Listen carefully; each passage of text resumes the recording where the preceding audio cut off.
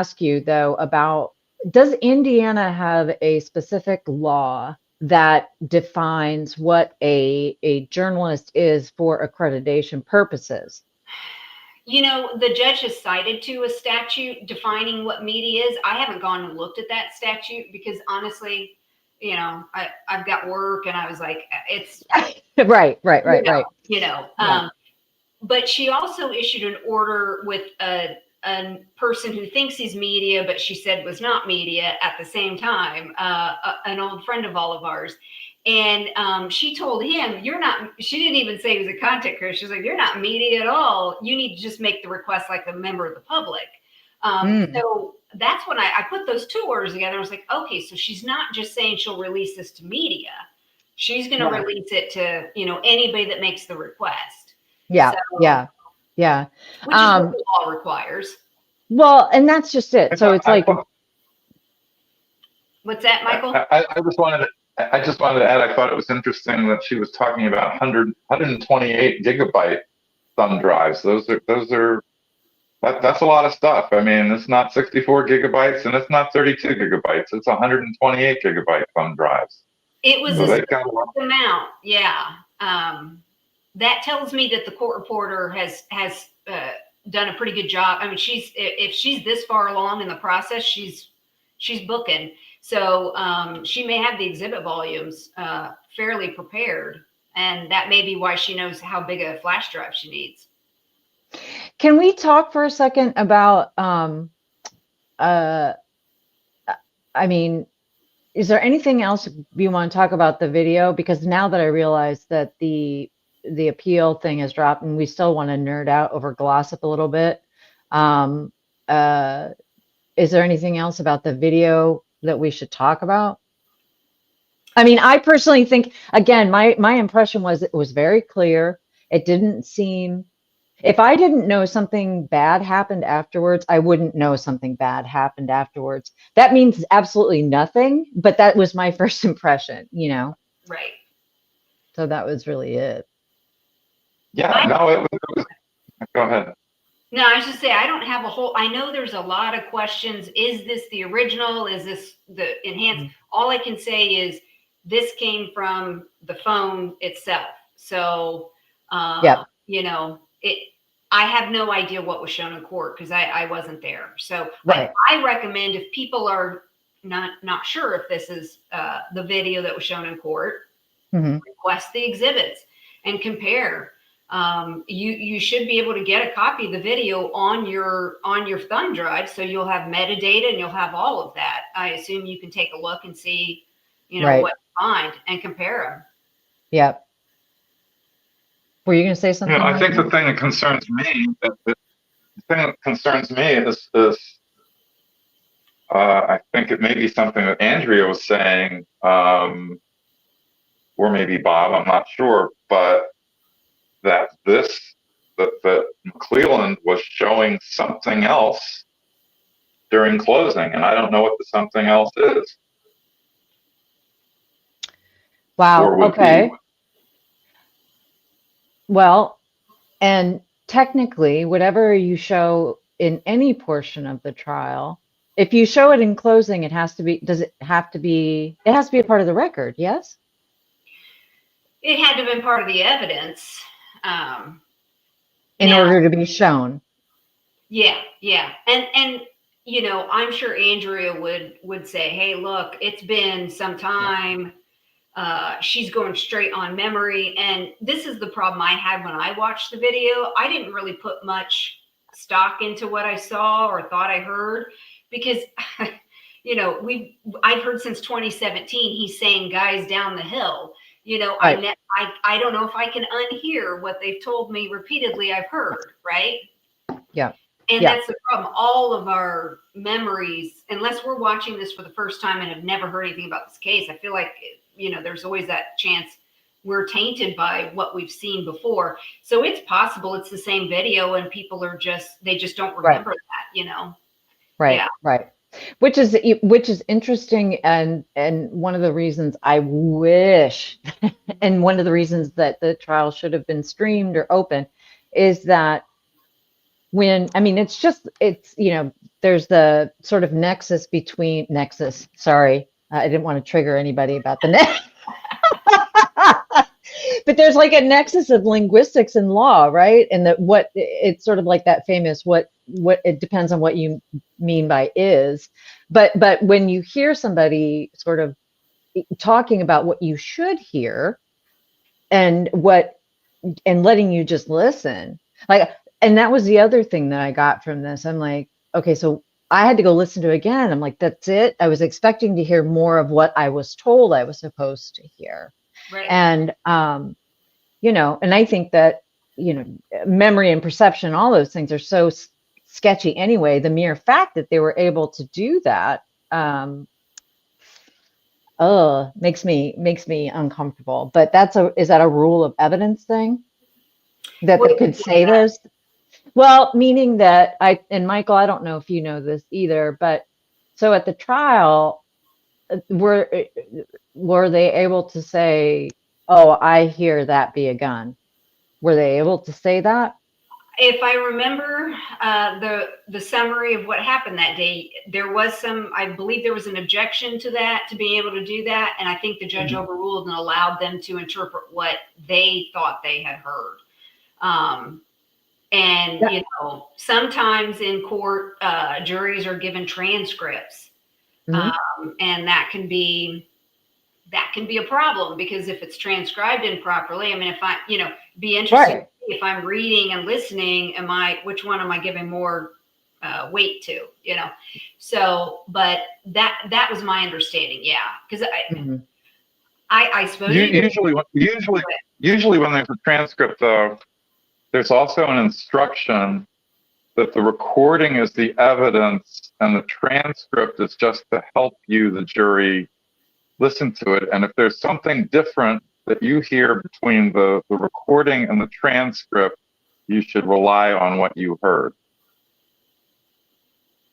Okay. Yeah, and we have no way. Wouldn't be given if the testimony is coming from the expert, right, or from the cop, because then his testimony is the same weight as the video, right? That's the problem. The cop should never have been testifying what's on there. Never. No, but I think he did, right? Is that your recollection, Michael? Absolutely. Absolutely. I think he was testifying. He was certainly testifying to hearing a gun racking. Yeah. And I think he was testifying to, you might have, I mean, again, you have to go look at, so Andrea's notes have been transcribed and are up there on the web for everybody. I don't know whether there was testimony about that be a gun, or just gun. Right. Well, and again, this dovetails nicely into talking about why public trials are supposed to be public, and what public actually means. I think, I don't know if I heard you all talking about it or somebody, but certainly having people in the courtroom is a public trial. But I think that along with media and creators and all that changing, I think the idea is that certainly the way that we view the literal actions of our government in a courtroom should also change, because again, without more eyes on it, without eyes,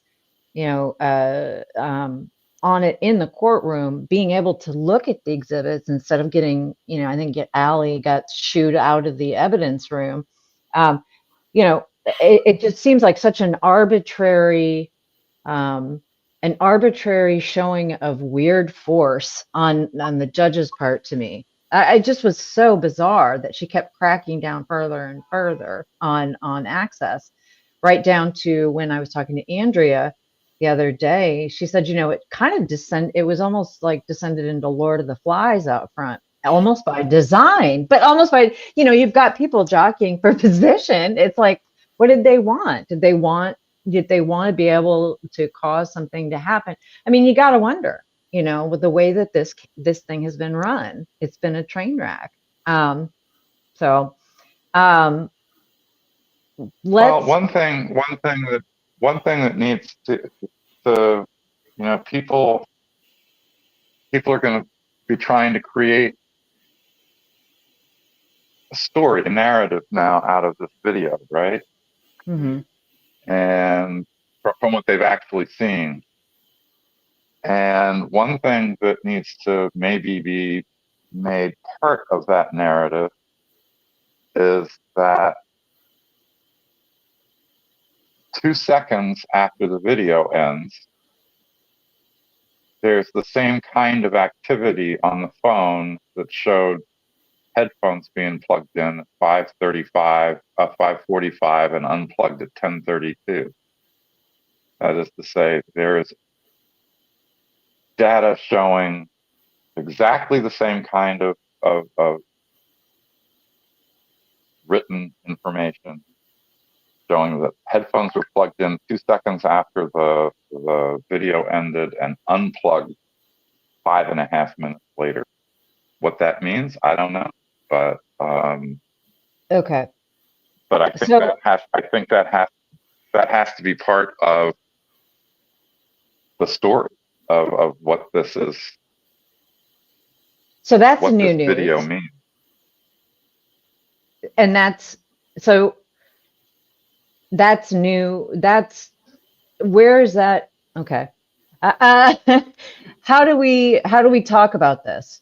Because I think that that's a twist. We haven't heard that. That didn't come out at trial, right?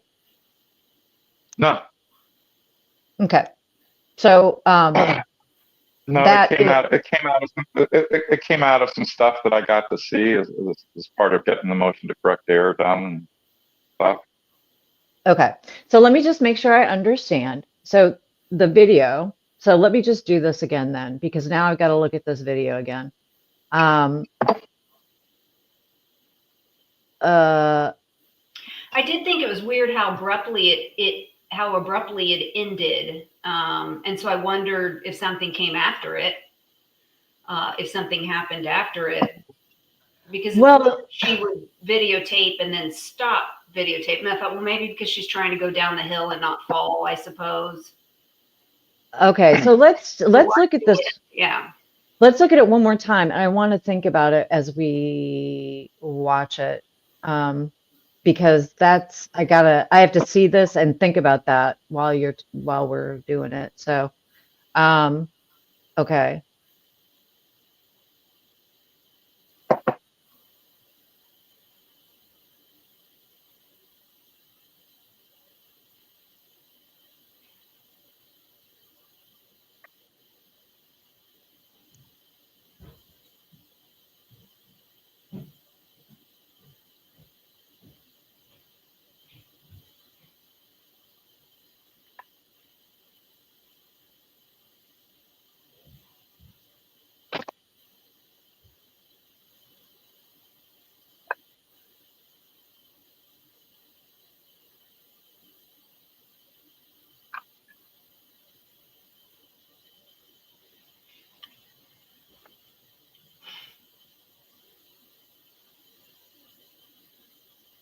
Okay.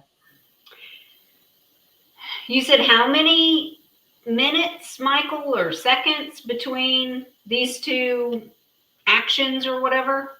So, he said 2 seconds. 2 seconds, yeah. Does So plugging headphones stop a video? I would assume no.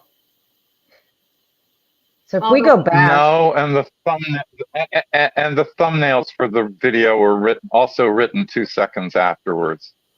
what? Okay. So hang on. Here's kind of, we're coming towards the end here. See, here's 42 seconds. It's a 43-second video, right?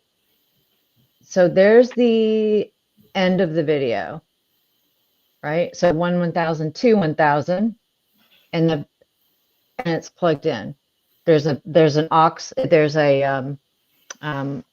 headphone plugged in at that time, And at exactly the same time, the thumbnails. So 2 and maybe 3 thumbnails are written for the video. Okay, and so this is from the obviously doing the work after the fact, in the, what do you call it? So is it like post, are we in the post conviction phase? What phase are we in? Because that's where you got the date. You're looking at an extraction report. Is that what you're looking at?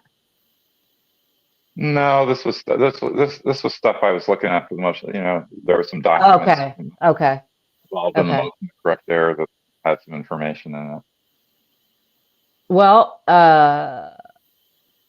that, and so then it's taken out 5 minutes later. 5.5, yeah. At least that's the information I have. Okay. What am I? Well, one thing it seems to me means, if you believe the headphone information, and then it means headphones, one thing it means is that Libby had headphones with her and there were no headphones found. Yeah. Well, I mean, that would be true either way, right? Because that was what was entered into evidence, that there was, headphones entered, or right? But they didn't have to. But that was at 5:45 after the girls were dead. That could have been anybody's headphone. Yeah. Yeah. So I don't even know what to do with that information at the moment. Because the iPhone 6S had the normal headphone jack. Is that right? It wasn't like a special iPhone head jack, right? Headphone jack. Yeah, I think it was an RCA with a 3.5 millimeter jack. Right. So you could plug in somebody else's, I guess. Yeah. Well, I mean, I think that it's interesting to add. I mean, here's what I take from it, is that it's interesting. I'm not gonna, I don't know what it alters or doesn't alter, but and I would see, I have no explanation for why that wasn't brought up before. I'm sure that there was some sort of strategy behind that. Maybe it was not pertinent at the time. But I'm personally going to put that over here. I mean, I think for now, but I do think it is an important part of potentially the casualness. The casualness maybe, or I don't know. I'm not sure what to make of that. And I'm assuming now, was that entered into evidence as well? Is that going to be Which one? available? The data that Michael's talking about? No. Okay. No. Were there no pre-trial hearings at all on any of the data extraction dumps or anything? Well, we probably don't know. No pre-trial hearings. I'm sure there were depositions. Okay. And now depositions won't be public, so we don't know what was talked about necessarily in depositions. Okay. All right. Some of the depositions were attached to the Franks memo, I believe. There were portions of them, but none of the Franks exhibits have been released. And honestly, I don't know from that order whether those are included or not. But what was it, 128 gigs? I mean, that's an awful lot. So I would think some of them might be. I thought Twist Media requested them, but I don't know. Yeah. Okay. Okay. So thank you for that additional information, Michael, and I look forward to seeing more about that when it becomes available. What I would like to do, however, is talk about some of the things that we all came here to talk about, and that is Glossip and some serious misinformation that's been going around in the vacuum that is Delphi information. And kind of talking about what this, not just the most recent filing, but what it actually means. And I talked to Michael a bit about this, and Cara, I didn't talk so much to you about it yet, but as a journalist, I have a problem with Murder Sheet calling themselves journalists. and I'm very open about that. And I think that that's kind of part of the reason I'm here. But my concern when I was listening in a couple of weeks, I didn't listen. I read. I can't listen to their. It's called like Lithium and Lies or something like that. Their podcast about the Supreme Court case ruling, Glossip, that came down. I was pretty stunned at how wrong it seemed to me as a person able to read and decide and to from reading the SCOTUS ruling to seeing how they interpreted it. I was like, this can't be right. This can't possibly be right. And I asked Michael about it, and he's like, no, you're right, it's not right. And I don't know. And so and so part of it is that I think that it's very, very important when I think about motion to correct error and some of the way that it's been reported, that, oh, that's nothing, and oh, that's, there's been like saying that there's lies, that attorneys lie, and that just is like, what are you even talking about? This doesn't even make any sense. No, they don't. They sign affidavits and they are verified, versus Nick McCleland. But so I want to talk a little bit about what Napue, the Napue claim is, which was in the motion to correct error, which is, I will note, the thing that Nick did not respond to in the state response. He didn't even address the Napue claim. I don't know if you noticed that or not. But so there's that. And then how the Napue claim is the decision, that came down in Glossip, was a sort of a reassertion of what Napue is, from what I understand. So, Michael, did you want to? I know that you had a little stack of note cards about some things. I do have a stack of note cards, and about the doors. I think there are sort of two perspectives to look at this, and one is that their utterly bad take on Glossip itself, Mm-hmm. but then the comparison between they're saying they're journalists, their coverage of Glossip and attitude towards Glossip versus their coverage and attitude towards Rick Allen. Mm-hmm. I mean, they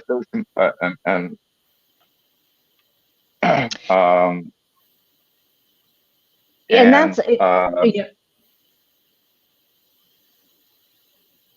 no, go ahead. I was just going to say that I think that this is, when I was reading through the transcripts of it, it seems like they just got some fundamental things wrong.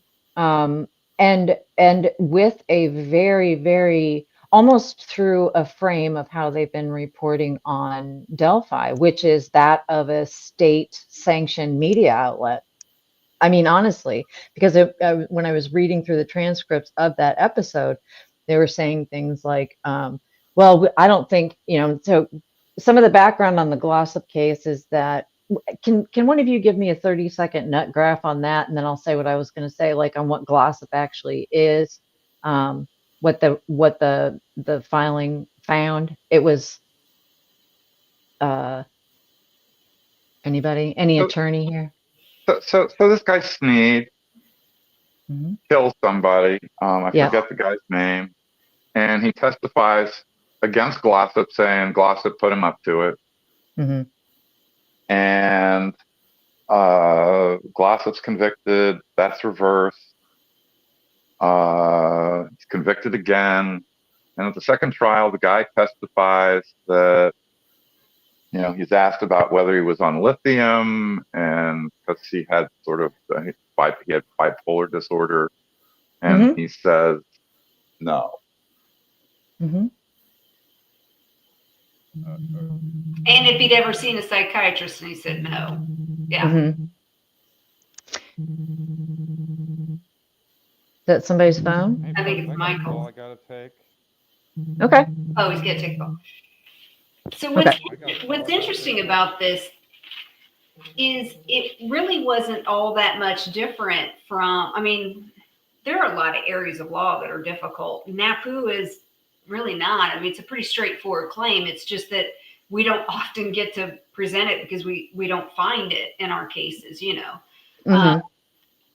And so really, like when you talk about these cases, you can't start at Glossip. You have to start where the conversation started. That's Napue. And then, you know, the Supreme Court, this is what they do. They move at the speed of molasses. They'll do little chunks. And then you have to put the whole case law together to come up with the rule of law or how you apply that. And so listening to their take on it, it sounded like somebody who who hadn't read Napue and Giglio had no clue what was going on, and just sort of, they weren't even pro-state so much because the Attorney General conceded to the error. Right. They were more like pro this particular prosecutor. Mhm. And, you know, some of the stuff that they were saying, if you dug in a little bit, it actually wasn't correct. You know, there was evidence that the prosecutor did know. She had the medical records. She knew he was on lithium. She knew why. You know, they expressed some shock, like maybe people wouldn't know, maybe a prosecutor wouldn't know why somebody's on lithium. That's insane. Anybody who practice, any person or criminal attorney who's practiced for a year knows what lithium is. We all do, you know. Right. Of course. Yeah. So and we all know why the bipolar was so prejudicial, because we know people who have been bipolar, and it's manic and depressive. And the manic stage is oftentimes when we see clients do things that they regret later, and it can be violent. And especially if you add on lithium, and they were like, oh, he took it a few years ago for a little bit. The fact that he took it for a little bit, if that's correct, makes him even more volatile. Some people don't respond to lithium well. Right. Know, so, you know, just the whole reading, it was a very surface level analysis. They kept saying repeatedly, well, I don't see where the prosecutor lied. It's not about the prosecutor lying at all. And so that's the test, right? So the thing is that, and this is part of the problem. It's like, you know, I think that part of the problem here is that, you know, Kevin is a licensed attorney in the state of Indiana. However, this is not his area of law. You would think that maybe that would be a value add. When I'm reading this, you know, and I'm looking at it, and it's like, you know, let me just read a little bit of what they said. It says, so in this case, there's a variety of circumstantial evidence that ties Snead, that ties Glossip to this crime. I think in all likelihood, this is another thing. I think that in all likelihood, he's guilty of it. This is what they say, right? They're just like proclaiming that he's probably guilty. We don't need to come to any conclusions in this discussion on whether he's guilty or innocent, they say. And this is straight from the murder sheet conversation. What matters here is whether or not he got a fair trial, because even if now this is a piece de resistance. What matters here is whether or not he got a fair trial. Even if he is guilty, he deserves a fair trial. Because, murder sheet goes on, they say, because if you violate a person's rights one day, that means maybe your rights gets violated the next day. So let's set aside our feelings about guilt or innocence and focus on whether or not he got a fair trial. And those are words that I'm going to put into a paper ball and feed to them. Because I guarantee you that when they may not even come out to talk about the filing in Richard Allen's case, but they're on record saying Glossip was, even though they don't have an idea of what it was about. It was about the Napue claim, which I only addressed once at the very top of their episode, and which is like, okay, and then tie it back. did he not follow the IRAC formula that you all learned in law? I mean, um, Good that's, question.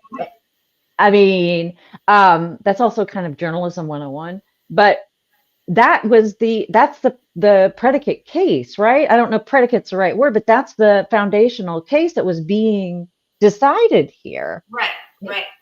It's And a so, like, Napue, it's pretty simple. They all kind of have sort of the same facts. You've got this alleged co-conspirator or co-defendant snitching you out, right? Mhm, mhm. And so Napue, it was pretty straightforward. I mean, you had this the co-defendant or the co-conspirator, whatever, had received a deal from the prosecutor in the defendant's trial, and the prosecutor and the co-conspirator testified, I didn't get a deal. I didn't get anything for testifying today. And the prosecutor knew it was a lie because the prosecutor had given him the deal, right? Mhm. And so that was Napue. That was straightforward.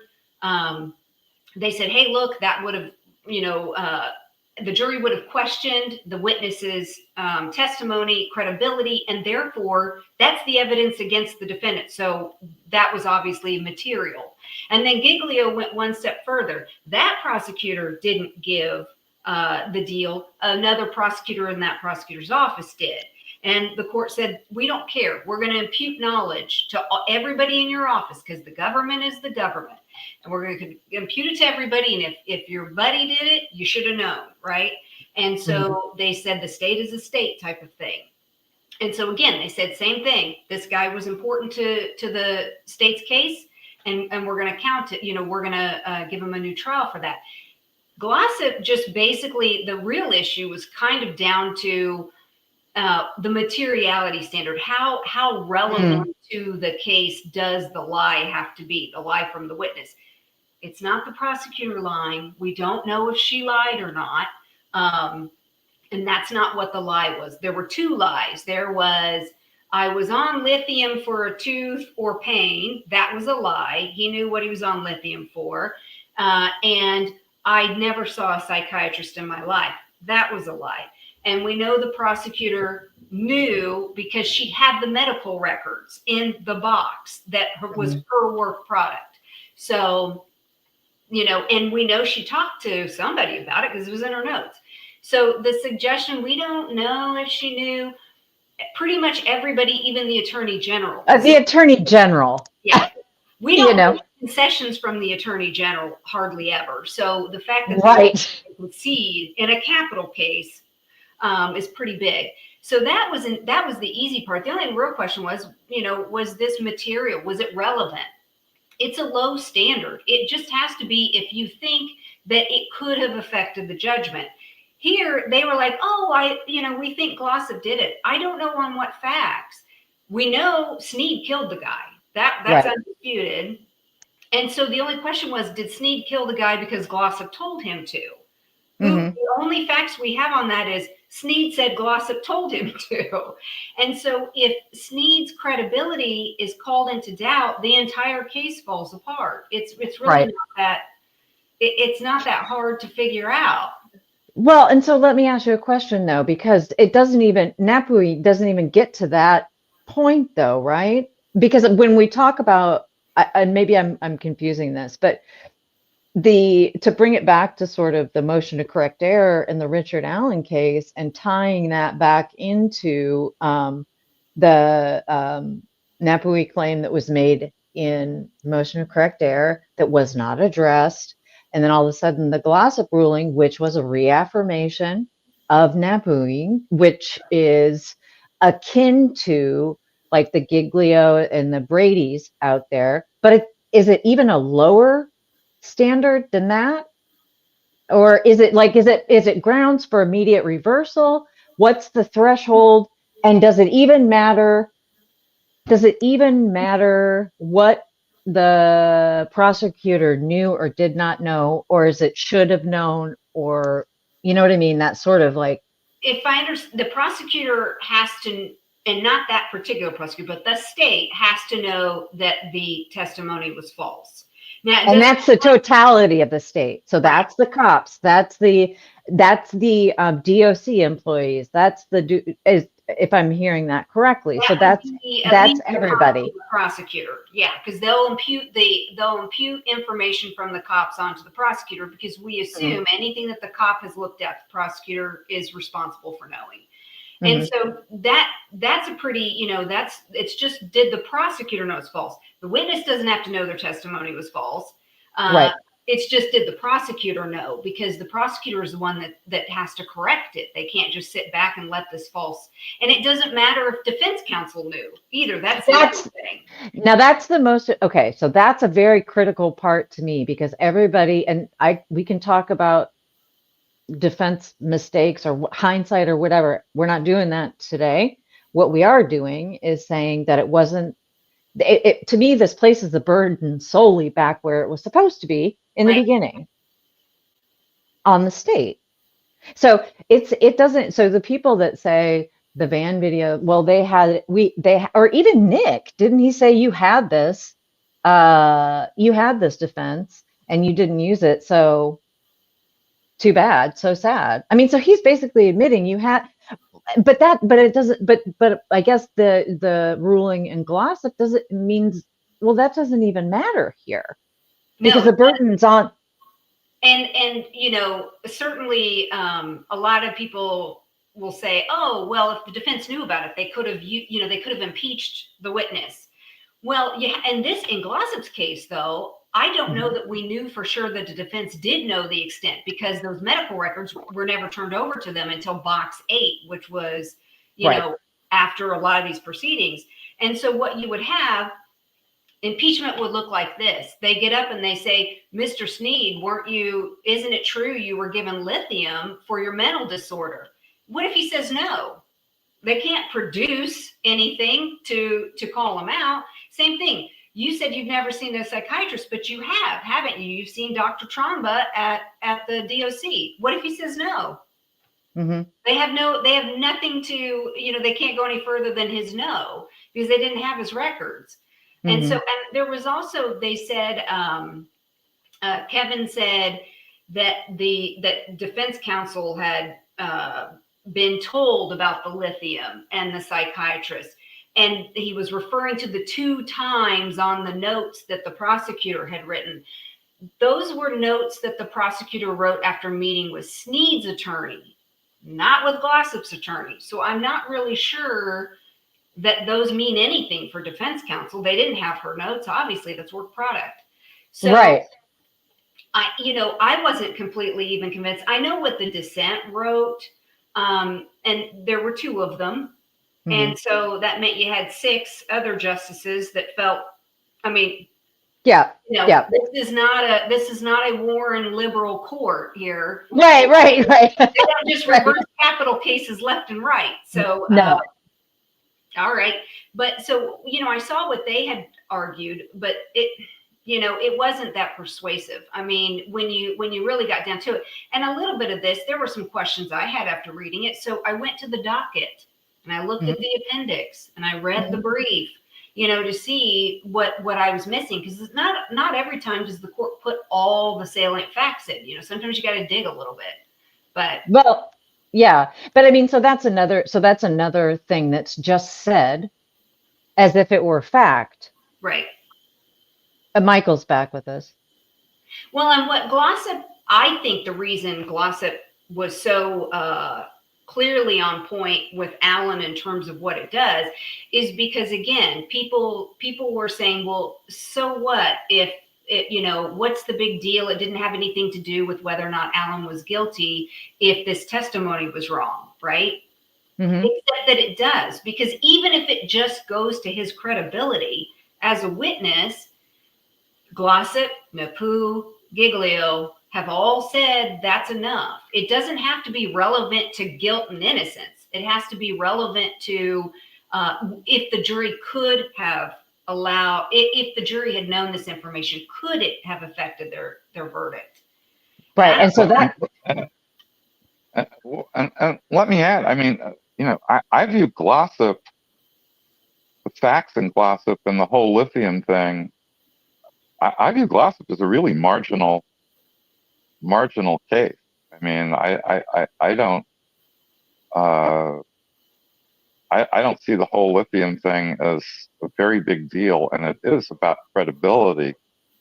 I think the van, at least based on the case that Nick McCleland put on, that's not about credibility. That's about guilt.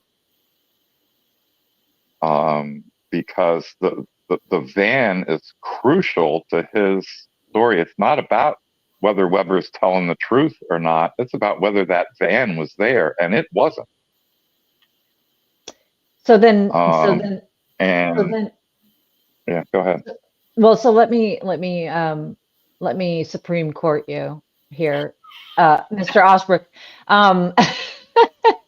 So the timestamps are off. What's your answer to that? What timestamps are off? Well, isn't that what they're alleging, right? That the answer is the timestamps are 12 hours off, but we know it's not bright daylight out in the middle of the night. So we know it's 12 hours off. But guess what? If you give us a hearing, we'll be able to put on evidence of the homeowner whose video that is to find out, or, we may be able to figure it out from other things. Yeah. That's why we need a hearing. Well, and we have the FBI system subject information sheet for Brad Weber saying, which corroborates. I've seen some people saying, well, that doesn't mean on everybody's favorite Reddit sub. Well, it's not like a phone, does a welcome home ping. It could have been there for a long time. Yeah, it could have been. But the FBI system information sheet says it first pings at the family home at 2:50. And that matches with the video. Mm-hmm. But and see that match with the timeline. So yeah. And so even if it didn't, go ahead. Yeah. Well, I just wanted to say, I know I ran this by you earlier on the phone, but my example of sort of the most extreme case of a Napue Glossip problem is where the prosecutor puts a witness on the stand in a robbery case, let's say, to ID the defendant, and the witness IDs the defendant, but the prosecutor has a video, and the defense has the video too because it was turned over in discovery. Mm-hmm. And yeah, the person on the video looks like the defendant, sort of, but is also identifiably not the defendant. And in that circumstance, it does not matter what the defense does or doesn't do. They can be completely asleep at the wheel. The prosecutor cannot let the live witness ID the defendant as the perpetrator of the robbery, having a video that shows, while it may look a little like the defendant, it's not the defendant. Mm-hmm. And so, go ahead. So many people seem to look at the state and the defense as being like on even keel, and these are just like a civil case almost, and these are just two groups of people fighting out. But that's not what it is. The state is held to a higher standard in a lot of ways because they hold all the cards, they hold all the power, and so they are the government. They can put you in prison, and so we have to hold them to a higher standard because we can't let them simply put on false testimony and hope that the defense attorney, finds out and fixes it. Sometimes the defense attorney can't, sometimes he doesn't. And so when that happens, that doesn't make what the state did okay. It's not an any means necessary type thing. At least it shouldn't be. Yeah, and I think that's part of, again, too, the reason why things. I think I've talked to both of you before that I've never seen anything like this in covering and we all know of egregious cases, things that go wrong, but the sort of perfect storm around this from the very beginning of when the girls were murdered to even after the fact has just been done in such a vacuum of there's no information that gets out. And I think that you know, it's important to correct the sole the sole outlet of Delphi information sanctioned by the state. I mean, they may as well just be like the, you know, an arm of the state. But I mean, really, because it really, first of all, it's a miseducation of the public, right? I mean, so people are now thinking, well, the defense didn't do this. Well, no, that's not. I mean, that's not how this has ever been set up. It's, I mean, you know, and you're right. This is not an even playing field. They did not arrive at the start line with an even playing field. And I think that's, you know, one of the things in a list of things about this case that bother me so much is that narrative shift that Murder Sheep was either complicit in or leading the way on, from everything I've seen. And so when I saw the Glossip thing, and Michael, you know, hipped me to it, I was just like, oh, I'm going to predict, I'm going to go out on a limb. And I think all three of us are old enough to remember when Johnny Carson like put the envelope to his head. And it was like, Yeah. but I'm going to go out on a limb and say, because they were talking so much about the drugs and the lithium and the unreliability or whatever of the witness, I just have a feeling they're going to conflate what happened with Richard Allen being forced Haldol and try to, they're either going to not cover it, or they're going to try to make it another burden shift and make it about something that Glossip and Napue are not. And that's the thing. It's like that at the base of this whole thing is the truth of the law. It's very clear. It's not even an esoteric, weird law or it's a principle that's been decided here. Yet they managed to make such a mess of it that I'm worried that that's going to just be part of the ongoing narrative. I mean, I don't know. I kind of figured they were going to distinguish it by saying, because they spent a little bit of time talking about the fact that Glossip was a capital case and we should put more scrutiny on it, which, you know, I don't do capital work. It's not my thing, but to say, oh, it's more serious because the person could be put to death. Trust me, there are very serious consequences in cases all the time. Their clients lose their children, lose their parental rights. They are in prison forever. There are lots of things that can come that some people think are almost worse than death in some ways. And so, and that's not the law. Napue applies to everything. So no, that case didn't get more scrutiny because it was a capital case. Perhaps the Attorney General looked at it harder, but doubtful.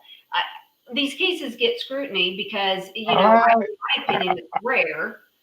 You think it did get some more scrutiny? I beg to differ. I think so. The Supreme Court, I mean, almost all of habeas law. So this is a case. I've also seen people talking about this as a habeas case. This was a direct appeal. But I want to mention that somebody asked me what you were, and you're a habeas corpus tonight. So sorry, go ahead. That was I was so instructed. Yes. But was this a direct appeal or was it it was a little post-conviction appeal, I think. There you go. I think it was a post-conviction with appeal. No evidentiary hearing. What I wanted to say was it was a direct appeal from a state court. It's not. That's what I want, and that unfortunately confuses the direct appeal terminology. And my dad But the Supreme Court takes extremely few state criminal cases.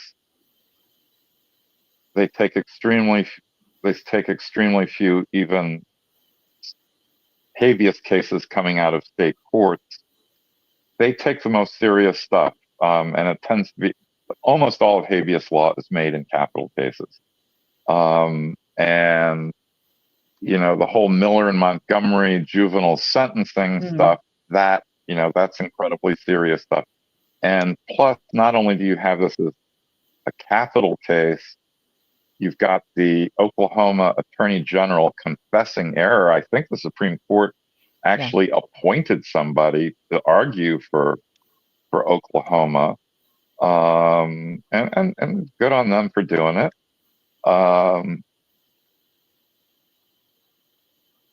And so, yeah, I mean, I think it does get, and there's this mantra around, and it actually comes out of a Supreme Court case, I forget which one, death is different. But these capital cases do make the rules for everything else. Right. And to me, at least for Rick Allen's case, what becomes extremely important and interesting is that you've got this marginal capital case. I mean, to me, it's marginal. People can disagree. I think that the credibility of the guy about the one factual thing that one of the Tweedles says is that, he took lithium for a short time, 5 years ago, long after the crime and before his testimony. I really don't have a sense of how that would affect his perception or memory or credibility. And maybe it would, and I'm just wrong about that. But it seems like at least a much more marginal case than Rick's with the van. Well, and that's go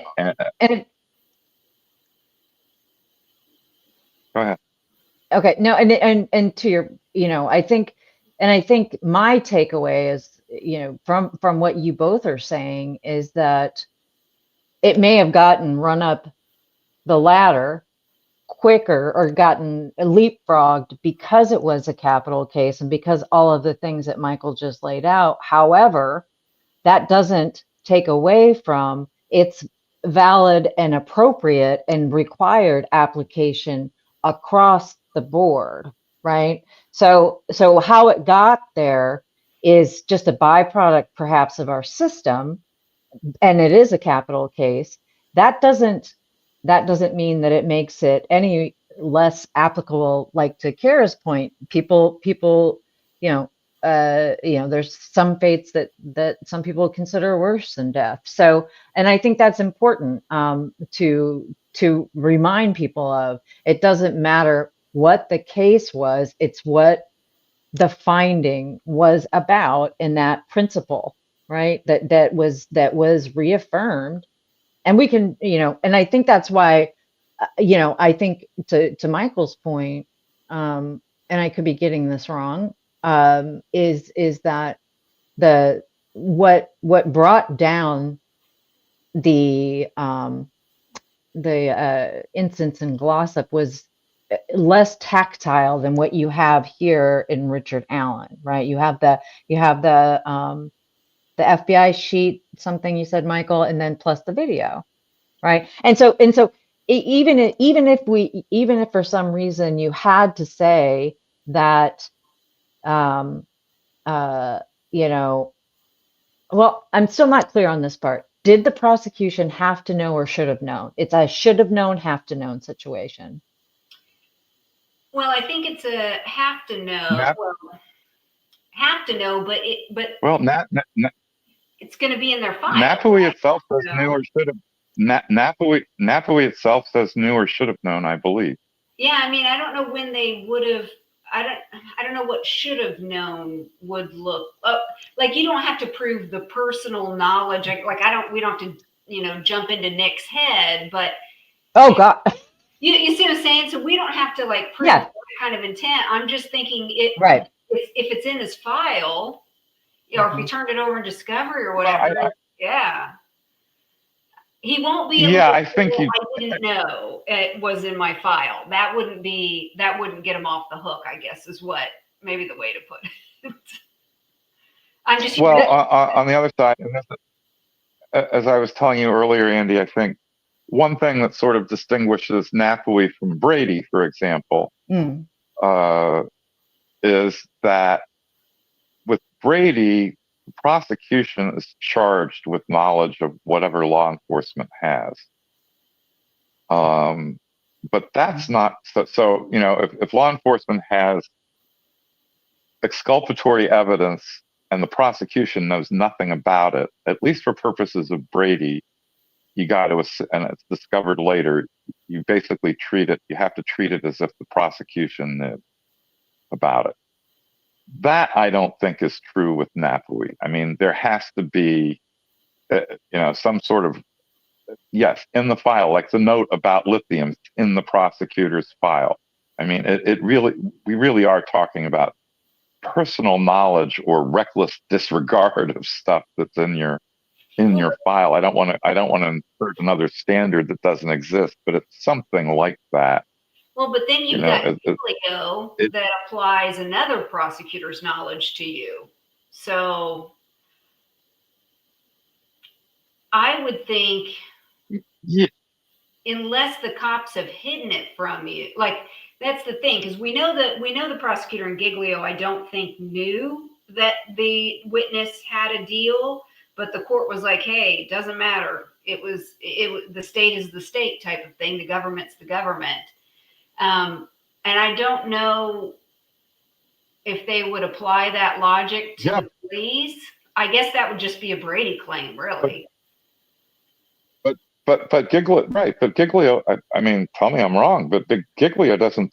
So the Brady standard is, depending on how you define it, higher or lower. It's a reasonable probability of a different result. And so yes, one prosecutor is getting charged with another prosecutor's knowledge, but they apply the Brady standard there, don't they? That's not the Napue standard, and that's one of the problems that you keep seeing Giglio. So Napue keeps appearing in Giglio and maybe even Aggers and some other cases, but they're Brady cases. They're not Napue cases, and the standard for reversal. The standard for prejudice in Napue cases is might have affected the verdict versus a reasonable probability of a different result.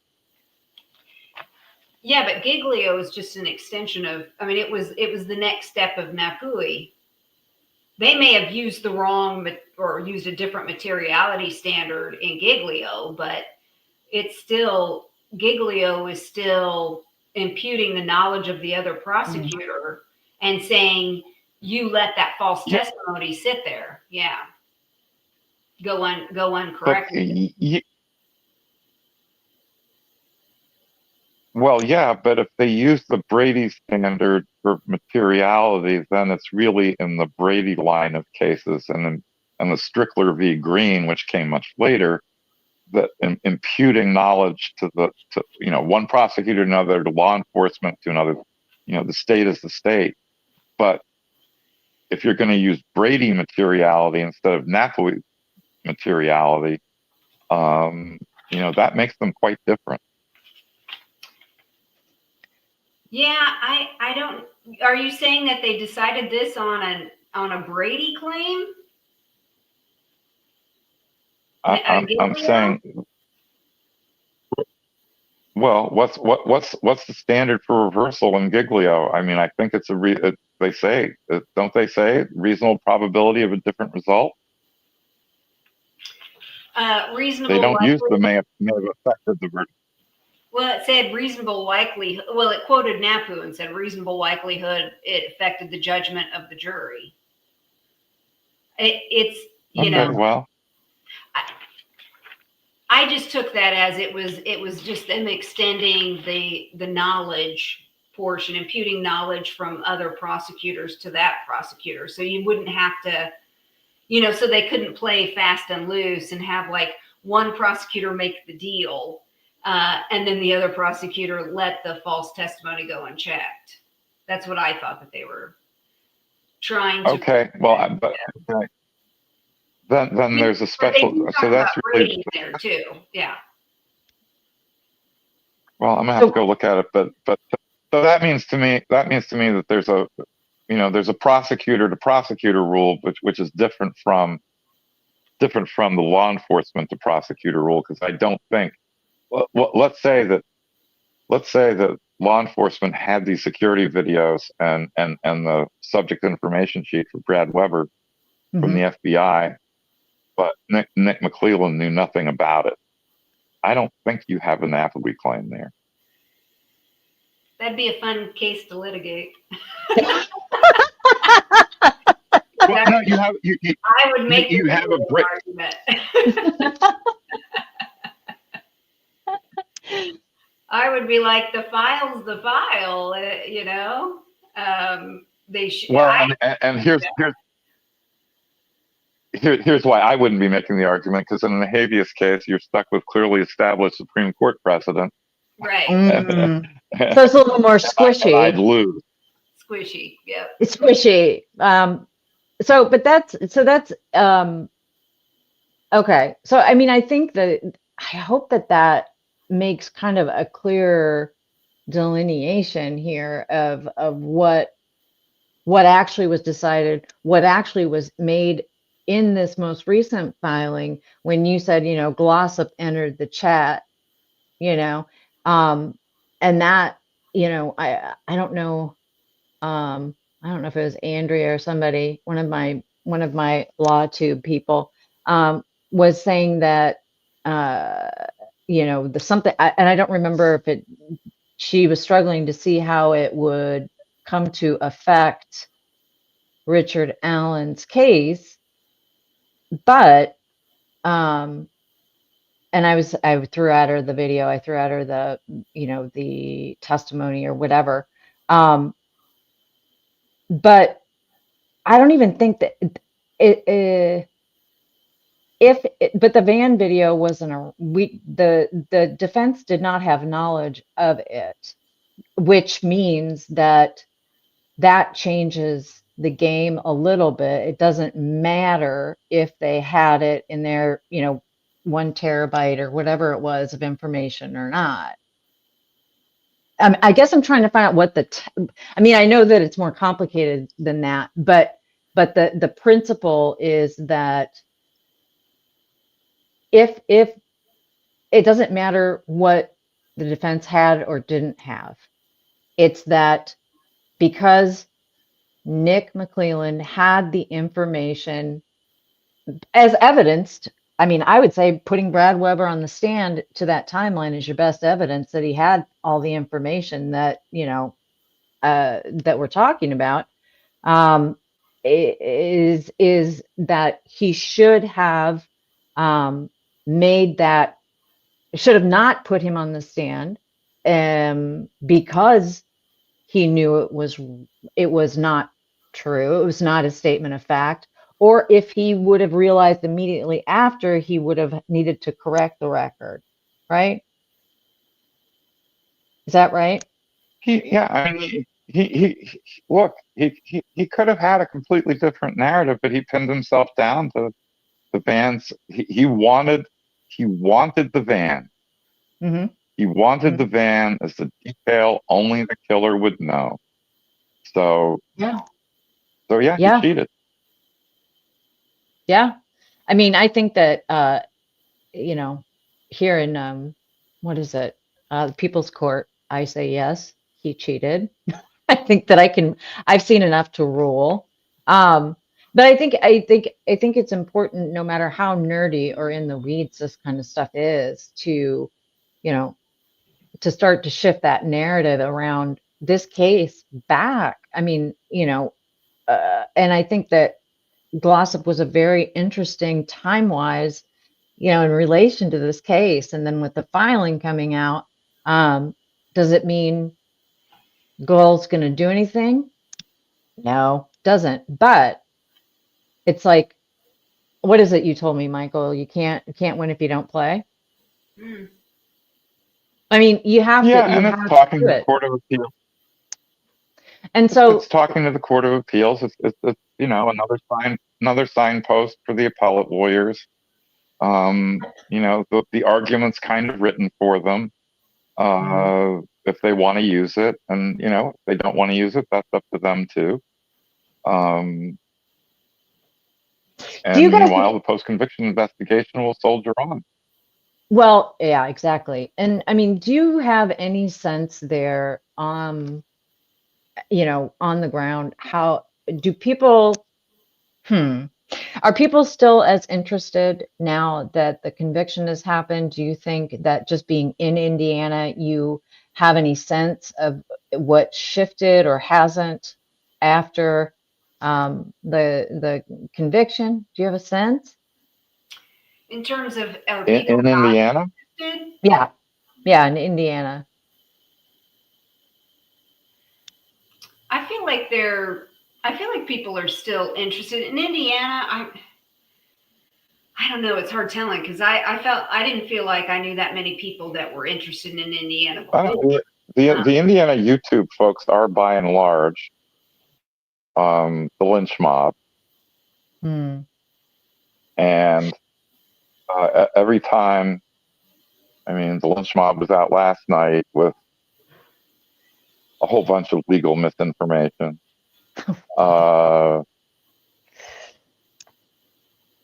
Well, Yeah, and so, I have never seen I have never seen post conviction, in other words, after the conviction, as much interest, and I'm not limiting this to Indiana as this case. I mean, mhm. and a media person who should know says that although the Dateline documentary was you know, incredibly one-sided. Apparently, the overwhelming reaction to it was they got the wrong guy. Yeah, yeah. Yeah, I heard that too. And I do actually just know that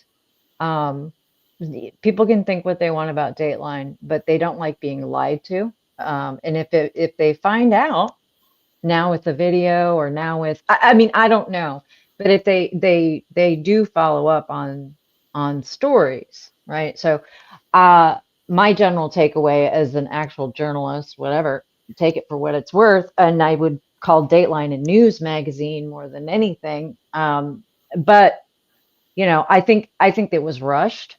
There was so much more happening. I don't think it had to happen that quickly. I mean, look at what's happened in I mean, look what's happened, right? So all of this stuff, I don't know if they would have done anything, but maybe there would have been better questions asked. I mean, that's a huge audience. You know, that's a huge audience. So, I mean, my hope is that if that's the case, that Michael, what you said, that people were kind of like, you got the wrong guy, that Dateline tuned into ratings might be interested to keep following, you know. And unfortunately, you know, their thing is ratings. Here at the Andy Copsa show, we don't worry about those things.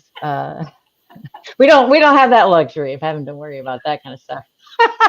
But yeah, I mean, I think that I mean, you guys nailed pretty much everything that I wanted to cover off on.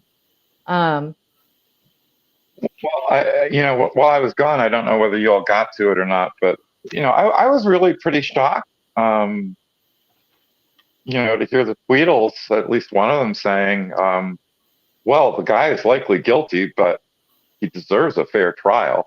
yeah, I read that bit out. I read that bit out. Yeah, yeah, that's going to be my yes. Um, Uh-huh. Yeah. I read that out. Well, in their defense, I assume they would say Richard Allen got a fair trial. It's just that I think our idea of what a fair trial is very different from theirs. That's just my opinion. well, I but you think can't. that's what they would say. But Oh, again, that's so odd because you know the Napue problem in Glossip is so much less significant than the Napue problem in Rick Allen's case. And just to be able to, I mean, you could have an actual interesting discussion about that, which they don't do. And also, at least one of the Tweedles mistakenly thinks that Glossip is about the prosecutor lying. Right. Yeah. Actually, we just have some breaking news here. Can I share this? R&M said, check your DMs just for fun. And I did. And I'm laughing. Oh, this is hilarious.